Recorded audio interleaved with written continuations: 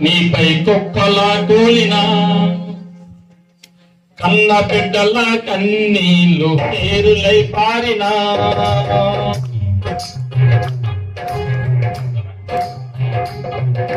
కట్టుకున్న భార్య నీపై కుక్కలా కూలినా కన్న బిడ్డల కన్నీళ్ళు పేరులై పారినా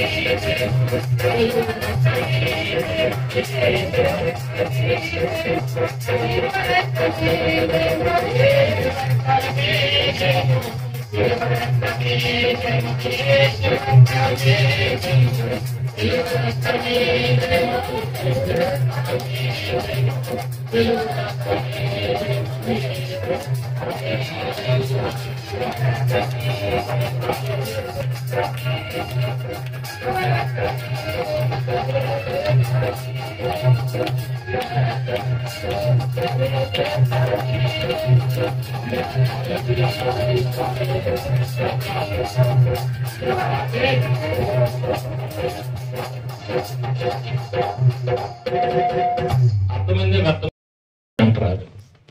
ఆస్తిపాసులు రావు, నీ ఇల్లు పొలాలు ఏది కూడా రావు, నీ ధనం నీ అంటరాదు. ఎందుకు పోరాటం నాకు అర్థం కాదు.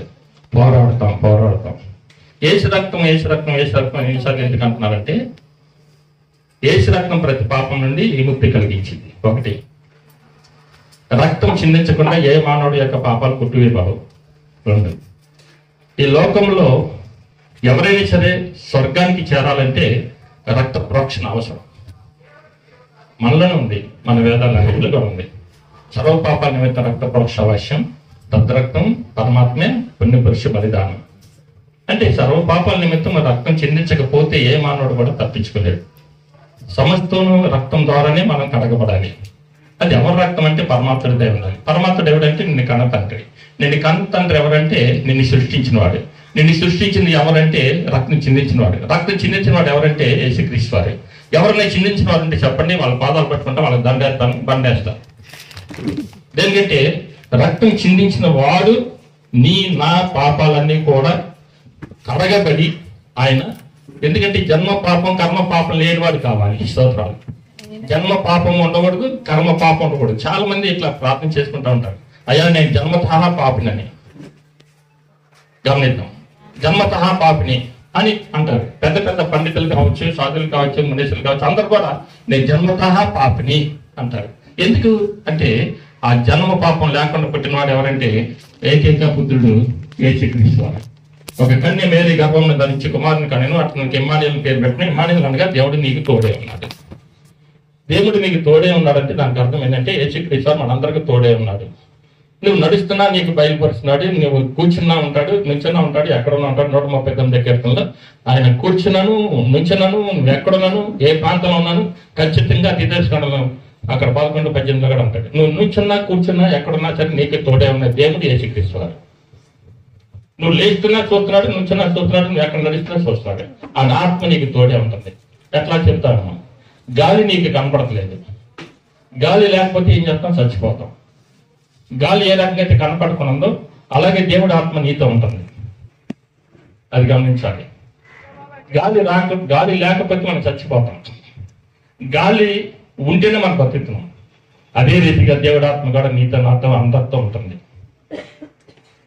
అలాగే దేవుడు విడిచిపెట్టే దేవుడు కాదు. దేవుడు లోకాన్ని ఎంతో ప్రేమించింది. యోహాను 16 అలాగే 3 పదాల్లో. అట్లాగే దేవుడు నీతో అంటున్నాడు కదా, లోకమును అనగా, లోకం అంటే మట్టి కదా, లోకం అంటే మనుషులు. గుర్జాలప్పారావు గారు ఎవరో రాశారు.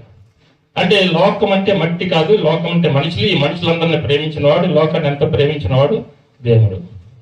సరే, మనం మాట్లాడుకునే కొన్ని విషయాలు ఏంటంటే సత్యాన్ని తెలుసుకుందాం. అసత్యం వద్దు. చనిపోయిన వారు ఎక్కడికి వెళ్తారు అది తెలియదు. టికెట్ బకెట్లు అంటాం. ఆత్మ వేరు, శరీరం వేరు. 9 కీర్తనలు అంటాడు. ఏమంటాడంటే మనుషులు మట్టికి మార్చబడుతున్నారు అంటే ఇది మట్టి శరీరం. గమనిద్దాం. నరులారా తిరిగిరండి అంటున్నాడు. 90 కీర్తన 3వ వచనంలో నరులారా తిరిగిరండి అంటున్నాడు. నరుడు ఎవరు? ఆత్మ. ఈ ఆత్మకి నరుడు అనే పేరు పెట్టాడు. ఈ ఆత్మ దేవుడి దగ్గరికి చేరాలి. కూర్చోరా, అర్థమవుతుందా? ఆత్మ అనేది ఉన్నది, అది గమనిద్దాం. శరీరం అనేది ఉన్నది, అది గమనిద్దాం. ఇది మట్టి శరీరం అనేది మనం గమనిద్దాం. ఈ మట్టి శరీరాన్ని దేవుడు ఎలా చేశాడు తెలుసా? ఎంత గొప్పగా చేశాడు తెలుసా? ఎంత కష్టపడ్డాడో తెలుసా? ఏబు గ్రంథం 10:9 నుంచి చూస్తే మనం దాంట్లో క్లియర్గా రాస్తాడు. జగట మన్నుగా ఉన్న నన్ను మళ్ళా మన్నుగా మార్చిదివా అంటూ, ఒకడు పాలు పోసినట్లుగా నువ్వు నన్ను పోషిస్తావు కదా, ఒకడు దుండుగడ్డ పేరబెట్టినట్టుగా నన్ను పేరబెట్టుతావు కదా, నరములతోటి ఎముకలతో నన్ను సంధించుతావు కదా, నా శరీరాన్ని కప్పితావు కదా. చూడు ఎంత అందంగా చేశాడు. చాలా మంది చాలా చక్కగా ఉంటారు కదా, సహోదరులు అయితే చక్కగా అందంగా దేవుడు మరి సృష్టి అయితే కానీ ఇంకా చక్కగా ఉంటారు. కొంతమంది షోకేసులో బొమ్మలాగా ఉంటారు. ఎందుకని అంటే దేవుడి యొక్క ఇష్టం, అది దేవుడికి ఇష్టం.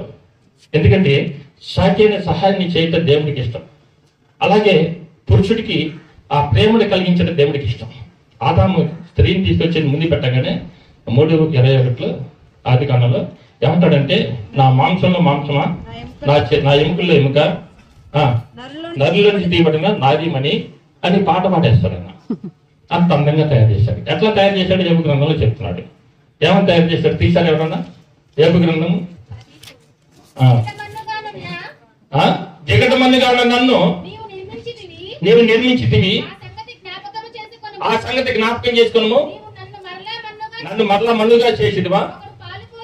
ఎట్లా పోసాడంట, ఒకడు పాలు పోసినట్లుగా నువ్వు నన్ను పోసిద్దు కదా, ఒకడు దున్ని కింద పేరు పెట్టినట్టుగా నన్ను పెంచుతావు కదా, చర్మముతో నన్ను కప్పావు కదా. ఎందుకంటే మాంసం కనబడితే తడుచుకుంటాం కదా, అలాగే ఎముకలు కనబడితే తడుచుకుంటాం కదా, అలాగే ఈ శరీరంలో ఉన్న అవయవాలు మొత్తం కనబడితే తడుచుకుంటాం కదా. అందమైన శరీరాన్ని అమర్చాడు. ఇప్పుడు రోబోలు తయారు చేస్తున్నారు, యూట్యూబ్ లో చూస్తున్నారు లేదు, వారు ఆ పేగులు అలాగే ఆ వైర్లు అన్ని కూడా ఆ మెటీరియల్ అంతా కూడా సమకూర్చిన తర్వాత చాలా చక్కని ఒక శరీరం, అంటే ప్లాస్టిక్ శరీరం కావచ్చు, అది తెలియదు కానీ శరీరాన్ని అమర్చి చక్కగా ఒక బొమ్మను నిలబెట్టి మనిషిలాగా ఉంటుంది. అది కరెక్ట్ గా అసలు మనిషే అన్నట్టుగా ఉంటుంది, మనం గుర్తుపట్టలేం తొందరగా. అలాగే దేవుడు కూడా చూడు, అన్ని ఎముకలు నరాలు అన్ని కూడా సమకూర్చి ఎంత చక్కగా చేశాడు ఈ మనిషిని. సమకూర్చి అక్కడ శరీరాన్ని అమర్చి ఆ శరీరంలో ఉన్న ఈ మనిషిలో ఉన్న ఈ అవయవాలన్నీ కూడా కనపడకుండా చాలా అందమైన బొమ్మగా చిత్రీకరించాడు. అర్థమవుతుందా నాకు తెలియదు కానీ ఇదేనండి. చాలా బొమ్మ, నువ్వు ఒక మనిషిలో ఉన్న అవయవాలన్నీ కూడా నీ శరీరం వెలిచి పక్కన పెడితే నీ అవతారం బయటపడితే అసలు నేను చూస్తే తలుచుకుంటారు, పారిపోతారు. కానీ పారిపోకుండా ఉండడానికి, ఆ పారిపోకుండా చేయటానికి నీ యొక్క అందరిని తీసుకొచ్చి పెట్టింది ఎవరే అంటే అక్కడ ఏమంటాడంటే, శరీరంతో నన్ను కప్పుతావు కదా,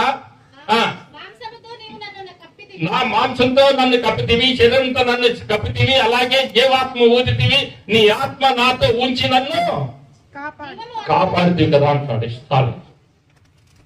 ఆత్మ ఎవరిది అంటే ఆత్మ అనేది ఉన్నదని తెలియపరుస్తున్నాను. అంటే శరీరము మట్టితో తయారు చేశాడు, లోనన్ని అవయవాలు పెట్టాడు, లోనేది తీగలు పెట్టేశాడు, తీగలు అంటే నరాలు, లోనేది ఎముకలు పెట్టాడు. ఎందుకంటే బలం కోసం. ఒక కింద బస్తా లేపాలంటే నీకు కుదరదు కదా, అందుకని కింద బస్తా లేపి నెత్తి పెట్టుకోవాలంటే అవయవాలు గట్టిగా ఉండాలి, అందుకని ఎముకలు పెట్టాడు, గట్టి ఎముకలు పెట్టాడు. అలాగే అన్ని కూడా సమకూర్చి మొత్తం సమకూర్చి సంతానంగా లేకుండా మంచి బొమ్మగా నీకు శరీరాన్ని మంచి, కొంతమందికి ఎర్ర శరీరం కావచ్చు, కొంతమంది బ్లాక్ శరీరం, ఏదో రకంగా నీకు శరీరాన్ని అమర్చాడు. స్తోత్రం చేద్దాం. దేవుడు కోరిక అది. దేవుడు కోరికని గమనించక, దేవుడి యొక్క ఆలోచనని గమనించక, దేవుడి యొక్క దాని ఉద్దేశాన్ని గమనించక మనం ఏం చేస్తామంటే చెడు మార్గంలో పడి ఈ శరీరాన్ని అనేక రీతిలుగా పాడు చేసుకుంటూ ఉన్నాం. శరీరంలో 4 అధ్యాయంలో 15 కానీ అంటాడు తీసేయండి. అక్కడ ఏమంటాడంటే, ఒకసారి ద్రాక్ష రసం తాగి ఉదయం ముందు కూడా సాయంత్రుడికి తాగి తన శరీరాన్ని పాడు చేసుకున్న వాళ్ళకంట అపరిమితంగా పాతాళం అంట ఎదురు చూస్తుందంట. పాతాళం ఎలా ఎదురు చూస్తుందంటే అపరిమితంగా ఎప్పుడు వస్తాడు ఎప్పుడు అవయవాలు పాడు చేసుకుంటాడా, ఎప్పుడు పాడవుతాడా వీడు అని అపరిమితంగా 5 అధ్యాయం అంట 5:18 5:15 అంట నోరు తెరిచి పాతాళము ఎదురు చూస్తా ఉందంట. అసలు దీన్ని బట్టి మనకి ఏమర్థం అవుతుంది, మన శరీరాన్ని మనమే పాడు చేసుకుంటాం. బొమ్మ చక్కగా వేస్తాడు అక్కడ, అరే బాబు ఇది తాగితే నీ గుడ్డు పాడైపోద్ది, నీ అవయవాలు పాడైపోద్ది, వీటి మీద వేస్తాడు, అలాగే దీని మీద అన్నేస్తాడు. అన్ని వేసినా కూడా ఏమైతులే, తర్వాత పోయేటప్పుడు తెలిసింది. ద్రాక్షారసము తాగుటలో ప్రఖ్యాతి నొందిన వారికి మద్యము కలుపుటలో తెగువ గల వారికి శ్రమ, వారు లంచము పుచ్చుకొని 15 కనీసం. అక్కడ ఏమంటారంటే ఇంకా అక్కడ నీ కోసము అపరిమితంగా పాతాళము నోరు తెరుచుకొని ఎదురు చూస్తున్నంత. అంటే అలాంటి వారి కోసం. అంటే ఇవన్నీ కూడా దేవుడు చెప్తున్న మాటలు. దేవుడు ఆత్మ పేరేపించి వారికి ఏం చేస్తున్నాడంటే ఒక బొమ్మ వేపిస్తున్నాడు. బొమ్మ వేపించేసి దీని మీద ఇది వేసేయండి బాబు, వాళ్ళు తాగినా తాగపోయినా నాకు అనవసరం అని చెప్పేసి ఆత్మతో పేరేపించి చీరేసి పెట్టి మీద బొమ్మ వేపిస్తున్నాడు, ఆ తాగుడు దాని మీద బొమ్మ వేపిస్తున్నాడు. అన్ని కూడా అవయవాల బొమ్మలు, అన్ని గుడ్డు బొమ్మ, అలాగే లివర్ల బొమ్మలు అన్ని వేపిస్తున్నాడు. ఎందుకంటే దేవుడు ఆత్మ పేరేపిస్తుంది, ఎవరు కూడా తాగి నాశనం అవ్వకూడదని. కానీ అపవాదం ఏం చేస్తాడంటే నీకు అపవాదం అనేది ఉన్నాడని గుర్తారు కదా. ఈ అపవాది ఏం చేస్తుంటే ఏం పర్లేదు నువ్వు తాగిరా బాబు, నా రాజ్యం నా లోకం చాలా పెద్దదిరా బాబు, దాంట్లోకి రావాలి నువ్వు అంటే. నరకం అనేది పెద్దది, అది నింపుకోవాలి. ఏమంటే ఎప్పుడైతే సరే దేవుడు ఉంటే దేవున్నాడు, చీకటి ఉంటే వెలుగు ఉంది, ఆడ మగ ప్లస్ మైనస్ రెండు కంపల్సరీ. లైట్ ఆపితే చీకటి వచ్చింది కానీ ఇంకా వేరే కలర్ రాదు, రెడ్ లేకపోతే బ్లూ లేకపోతే ఇంకోటి రాదు. లైట్ వేస్తే వెలుగు వచ్చింది అంటే రెండు కంపల్సరీగా ఉంటాయి, ప్లస్ మైనస్. అలాగే రెండు కంపల్సరీగా మళ్ళీ ఉంటాయి అంటే దేవుడు ఉంటే దెయ్యం ఉన్నాడు. ఈ దెయ్యం ఎప్పుడు కూడా ఏం చేసింది అంటే తన రాజ్యంలోకి తీసుకెళ్తానికి ప్రయత్నం చేసింది. అందుకని మనిషి చనిపోయిన తర్వాత ఎక్కడికి వెళ్తాడు అర్థం కాక అందరూ సతమతం అయిపోతున్నారు, చాలా మంది బాధపడుతున్నారు. ఏబు గ్రంథంలో మనం చూసినట్టయితే ఏబు గ్రంథంలో 14వ అధ్యాయంలో 10వ వచనంలో మన డౌట్లు అయ్యే. మన డౌట్ ఏంటంటే ఈ మనిషి చనిపోతే ఎక్కడికి వెళ్తాడు, ఏమైపోతాడు, ఎలా ఉంటాడు, ఎక్కడికి వెళ్తే ఈడు బాగుంటాడు అనేది చూడండి ఒకసారి చదువు సహాయం చేసి. అయితే నరులు మరణమై కదలలేక పడి ఉందరు. అమ్మా చదువు ఒకసారి మైకులో 14:10 త్వరగా. అయితే నరులు మరణమై కదలలేక పడి ఉందరు. నరులు ప్రాణము విడిచిన తరువాత వారేమైపోదురు. 12వ వచనంలో అలాగుననే నరులు పండుకొని తిరిగి లేవరు. ఆకాశము గతించిపోయి వారు మేలుకొనరు. ఎవరును వారిని చెప్పండి. ఆకాశం గతించిపోయి అంతవరకు మేలుకోరంట చచ్చిపోయిన వారిని. మనం అనుకుంటాము ఏదో ఈడు చచ్చాడు కదా, ఎక్కడ పుట్టుంటారా, ఈడు పుణ్యం చేసుకుంటేనా, మనిషి జన్మ, పాపం చేయటాను, కుక్క జన్మ, నక్క జన్మ, పక్షి జన్మ, ఏదో జన్మ ఎత్తుతారు లేదా అనుకుంటాం. ఏ జన్మలు లేవండి. ఆకాశము భూమి గతించేంత వాటికి ఖచ్చితంగా ఏ జన్మ లేదు. 2వ పేతురులో 3వ అధ్యాయంలో 10వ వచనం అంటాడు. ఏమంటాడంటే ఈ భూమి ఆకాశము సమస్తం గతించిపోద్ది అంటాడు. అదే ప్రకటన 27వ అధ్యాయం అంటాడు కొత్త ఆకాశం కొత్త భూమి కలిగింది, దాంట్లో మీరు ఉంటారంటాడు. ఇటినారు అంటే కొత్త భూమి కొత్త ఆకాశం కలిగిన దాకా మనం నిద్రపోతూనే ఉంటాం. వీళ్ళు ఏం చేస్తున్నారంటే నిద్రపోతున్నారు. 14వ వచనంలో చూసినట్టే 14వ వచనం అక్కడే త్వరగా. మరణమైన తరువాత నరులు బ్రతుకుదురా. అలాగుండిన ఎడల 14వ వచనం. అలాగుండిన 14వ వచనం. 14వ వచనం 14 మరణమైన తర్వాత నరులు బ్రతుకుదురా. అలాగుండిన ఎడల నాకు విడుదల కలుగు వరకు నా యుద్ధ దినములన్నీ నేను కనిపెట్టి ఉందును. ఆమేన్ హల్లెలూయా. అలాగ ఉండిన ఎడల అంటే ఈ మనిషి ఏం చేస్తాడంటే 10వ వచనంలో చూసినట్టయితే 14:10లో మరణం అయిపోయిన తర్వాత వీళ్ళు ఏమవుతారు అనేది కొంతమందికి అర్థం కావట్లేదు. మరణం అయిన తర్వాత తెస్సలోనికీయులో 4వ అధ్యాయము 15వ వచనం అంటాడు. 14వ వచనం కలిసి చూస్తే నిద్రించిన వారి గురించి నువ్వు తెలుసుకుని ఉండటం నాకు ఇష్టం లేదు, వారి గురించి నువ్వు తెలుసుకోవాలంటాడు. ఎవరంటే ఈ నిద్రిస్తుంది ఎవరంటే ఈ భూమిలో పడి ఉన్నవారు అంటే చనిపోయిన వారు. ఇప్పుడు ఏమవుతున్నారంటే నిద్రపోతున్నారు. వాళ్ళు చనిపోయినట్టే కాదు అండి, వాళ్ళు చనిపోయిన అనుకుంటాము. అందుకే మేము అంటాము ఆ తల్లిగారిని మనం చూస్తామని. దేవుడు నమ్మిన ప్రతి ఒక్కరు మొక్కలంతో పంచుకుంటాం, ఖచ్చితంగా చూస్తాం. ఎందుకంటే వాళ్ళు పరదేశంలో ఉన్నారు. ఈరోజు శవమైతే నిద్రపోతుంది, మట్టిలో కలిసిపోయింది, అది నిద్రపోతుంది, అది లేచింది ఎప్పటికైనా. చూడండి 14 తెస్సలోనికీయులకు రాసిన పత్రిక 4వ అధ్యాయము 14వ వచనం త్వరగా. అంటే నేను తిరిగి లేచినని ఎలాగైతే నువ్వు నమ్ముతావో అలాగే నిద్రించిన వారందరూ కూడా తిరిగి మళ్ళా లేచినారు. ఏమంటాడు?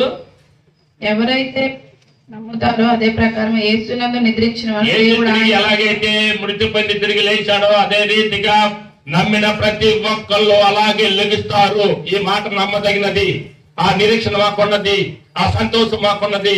అందుకే మేము ఎవరన్నా సరే ఎందుకు ఇంత బాధతో చెప్తామంటే, ఎందుకు ఇంత వేదతో చెప్తామంటే నాతోటి సహోదరులు, నాతోటి ప్రజలు, నాతోటి నా బంధువులు, నాతోటి నా దేశం ప్రజలు అందరూ కూడా బ్రతికి బట్ట కట్టాలని మా ఉద్దేశం. వేదన అది. బైబిల్ తిమోతికి రాసిన పత్రిక 2వ తిమోతిలో 2వ అధ్యాయంలో మాట్లాడతాడు. మనుషులందరి గురించి, రాజుల గురించి, అధికారుల గురించి, సమస్త జనుల గురించి నువ్వు ప్రార్థన చేయలేకపోతే నీ కుటుంబం చల్లగా ఉండదు అంటాడు. నీ కుటుంబం నెమ్మది కలిగి సంతోషంగా ఉండాలంటే అందరి గురించి ప్రార్థన చేయంటాడు. ఎందుకని ఇంత బాధ, ఇంత భారం ఎందుకు? దేవుడికి భారం ఉంది. దేవుడికి బిడ్డగా మాకులు అదే భారం ఉండాలి, లేకపోతే దేవుడు ఊరుకోడు. 4ంటికి లేచి 6 దాకా ఎందుకు ప్రార్థన చేస్తాం అంటే ఆ భారం ఎందుకు? మీలాగా అందరూ మేము చేరపోవచ్చు. ఎందుకు నేను అట్లా ప్రార్థన చేస్తా ఉంటే నా తోటి వాడు నశించు. నేను ఒకప్పుడు నశించిపోయాను, ఒకప్పుడు తాగిపోతుంది, ఒకప్పుడు తిరిగిపోతుంది. డైరెక్ట్ గా ఎంజాయ్. అలాంటి నేను నన్ను ఎవరైనా మార్చగలిగారా? ఏ ఎదవా మార్చలేదు నన్ను. ఎవరు మార్చగలిగారా అంటే యేసు ప్రభులోకి వచ్చిన తర్వాత నా తాగుడు పోయింది మెల్లిగా. యేసు ప్రభులోకి వచ్చినాక నా వ్యభిచార జీవితం తగ్గింది. యేసు ప్రభులోకి వచ్చిన తర్వాత నా ఒక పాడు చట్టాలని దొంగతనాలుగా చేశా. మన చీలకొట్లోకి ఎలా ఉంటే అస్తాలు గెంట్లు బొడ్లో పెట్టుకోవటం రావటమే. శనివారం వచ్చేదలకి ఎంత పోయి చెప్పండి తెలుసా? సినిమాలకి వాటికి మన ఇక్కడ ఉందా చాముంది. మా బామ్మర్ది నేను సినిమాల చికాల కోసం వాడు పక్కన చేస్తే నేను పక్కన చేసేవాళ్ళం. ఇద్దరు చీలకొట్లని దొంగతనాలు, దోపిడీలు, గొడవలు, అలాగే తాగుడు, అలాగే విచారాలు ఎవరు తీసేశారు? నీతిమంతుడైన యెహోవా, నీతిమంతుడైన యేసు. ఆయన తాగుబోతు కాదు, తిరిగిపోతు కాదు, వ్యభిచారి కాదు, నరహంతకుడు కాదు, జోజగాడు కాదు, దొండగుడు కాదు, యుద్ధం చేసేవాడు కాదు. అందుకని మేము ఇలాగున్నాం. మారటానికి కారణము ఒకటి ఉంటుంది. దేవుడు చూస్తున్నాడు అనే ఒక నమ్మకం, విశ్వాసం మనకుంటే ఖచ్చితంగా మనం మారతాం. ఇవన్నీ కూడా మనం తెలుసుకోవాలంటే ఒక మందిరంలో తప్పితే ఎక్కడ తెలియదు. ఆ భయం ఏర్పడాలంటే తల్లిదండ్రులకు భయపడం, అన్నదమ్ములకు భయపడం, బంధువులకు భయపడం, పెద్దవాళ్ళకి భయపడం, ఎవరికి భయపడం కానీ దేవుడికి భయపడతాం, గమనించుతాం. అందుకని నేను అంటుంది ఏంటంటే ఈ మనిషి చనిపోయిన తర్వాత నిద్రపోతున్నాడు. నిద్రపోతున్న వ్యక్తి 15వ వచనంలో మనం చూసినట్టే 15 పదాల్లో మనం చూసినట్టు తెస్సలోనికలో ఎమ్మటి ఆర్భాటముతోను మాటను బట్టి 16వ వచనంలో ఆర్భాటముతోను మహామహిమతోను బోర శబ్దంతో ప్రభు దిగి వచ్చిట మనం చూసిదము అంటారు. అలాగే మత్తయి సువార్త మనం 24:30లో చూసినట్టే ఆయన ఆర్భాటంతో మహామహిమతో ప్రభు దిగి వచ్చిట చూసి సకల గోత్రం వారు, ఒకళ్ళు కాదు, ఒక కులం కాదు, ఒక మతం కాదు, ఒక వ్యక్తి కాదు, ఒక కుటుంబం కాదు, ప్రతి ఒక్కరు సకల గోత్రం వారు గుండెలు బాదుకునే రోజులు రాబోతాయి అన్నాడు. గుండెలు బాదుకుంటారంట, రొమ్ము కొట్టుకుంటారంట. 24:30. నేను అంటున్నానంటే ఈ సత్యాలు ఎందుకు తెలియపరుస్తున్నా అంటే వాక్యం కాదు, ఇది హెచ్చరికలు అనుకోవాలి. మీరు రాబోయే జీవితాన్ని గుర్తు చేసుకుందాం, రాబోయే కాలాన్ని గుర్తు చేసుకుందాం, రాబోయే జీవితంలో ఉన్నా. ఎందుకంటే ఏమంటే ఎవరన్నా మారితే మాకు ₹1 కోటి రావు. ఈ మారినందువల్ల మాకు ₹1 కోటి రాలా. ఎందుకు వీళ్ళు మారుతున్నారు అంటే ఎందుకు మారుతాం? వాళ్ళ వల్ల మాకేం లాభం, ఎందుకు ఉపయోగం అండి? కానీ దేవుని యొక్క ప్రేమను బట్టి, దేవుడు చెప్పిన మాటలను బట్టి, అరే బాబు నీవు నీ కుటుంబం చల్లగా నెమ్మదిగా ఉండాలంటే ఆ మనుషులందరి గురించి ఒకసారి ప్రార్థన చేయరా బాబు, లేకుంటే మన రాజుల గురించి, అధికారుల గురించి, అందరి గురించి ప్రార్థన చేయరా అన్నాడు. అందుకే మేము ప్రార్థన చేస్తాం, అందరిని హెచ్చరిస్తాం. అయ్యా ఇదయ్యా కరెక్ట్ జీవితం, ఈ జీవితం కరెక్ట్ కదయ్యా. ఈ భూమి మీద ప్రతి ఒక్కరు కూడా ఏదో ఒక రకంగా మాట ద్వారా కావచ్చు, తలపు ద్వారా కావచ్చు, క్రియల ద్వారా కావచ్చు, చూపు ద్వారా కావచ్చు, నడక ద్వారా కావచ్చు, అన్ని రకాలుగా ఏదో రకంగా పాపంలో ఉంటామయ్యా కదా. ఉంటాయి, ఉండమా? మార్కు సువార్త 7:27 చూడండి. ఒకసారి చదువుకుందాం అమ్మటే, ఒకసారి చదువుకుందాం.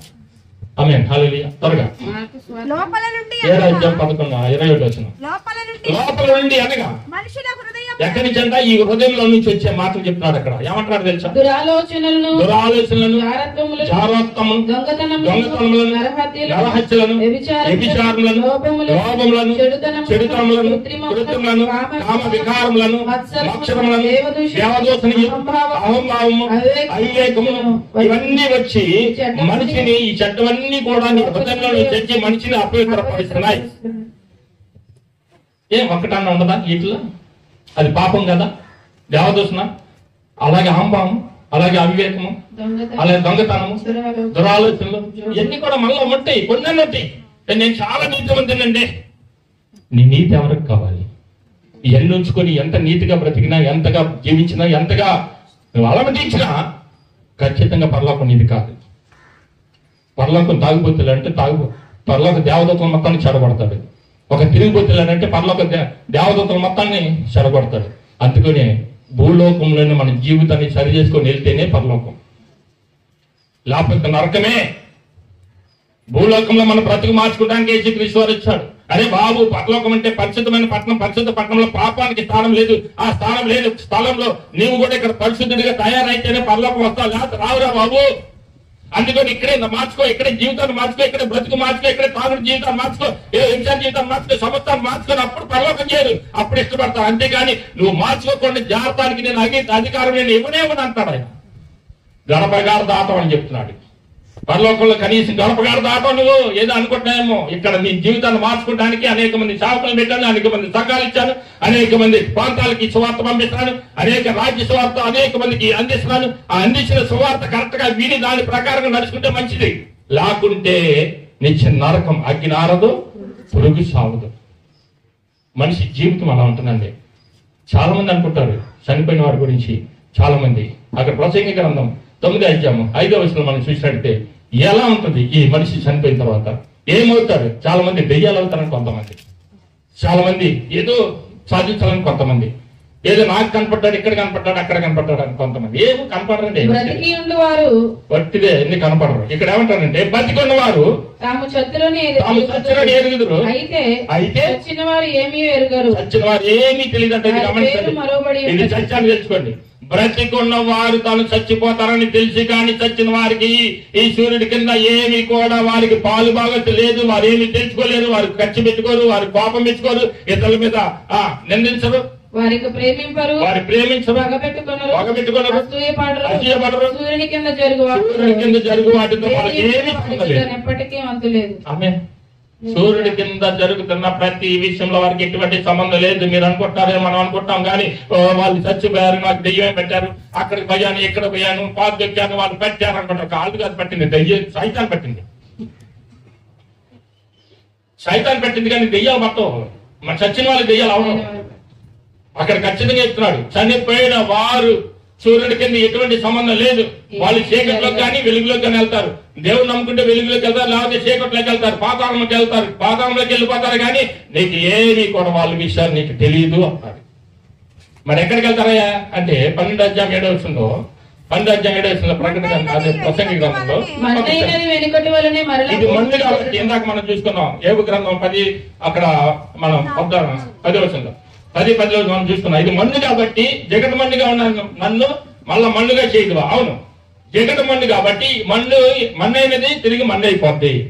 ఆత్మ దాని దయ చేసిన దేవుడి దగ్గరికి వెళ్ళింది. ఎవరిది ఆత్మ అంటే దేవుడిది.